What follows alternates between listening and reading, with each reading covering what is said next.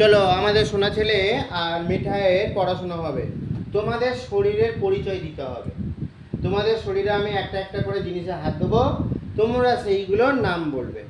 ওকে, তাহলে আস্তে আস্তে শুরু হয়ে যাক। বন্ধুরা দেখতে থাকো সোনা ছেলের মিঠাইয়ের শরীরের বিভিন্ন অংশের পরিচয়। বলো তো দেখি, এইটা কি বলো তো দেখি। না, এইটা এইটা এইটা গুড, আস্তে আস্তে। এইটা কি বলে বলো। ঠিক আছে, এইটা কি বলে বলো। গুড, আস্তে আস্তে। এইটা কি বলে বলো। না, চোখ নয়, চোখের গুড, ভুরু।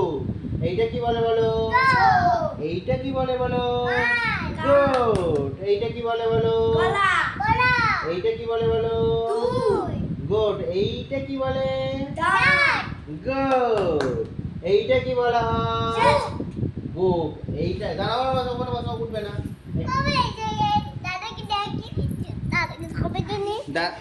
এখানে এসো, পরে দেখছো, দেখো পড়তে পড়তে উঠতে নেই বাবা। চলো আবার এটা কি বলে বলো। এটা কি বলে, এটা কি বলে বলো। গুড, এইবার তুমি পা ছাড়িয়ে দাও।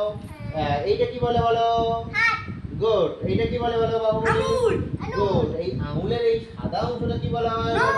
গুড, এইটা কি বলা হয় বলো। না, হাঁটু। এইটা কি বলা হয়, পুরোটা কি বলা হয় বলো। লেগ মানে কি বলো। পা, পা, পা, পা। এইটা পায়ের এটা কি বলা হয় বলো।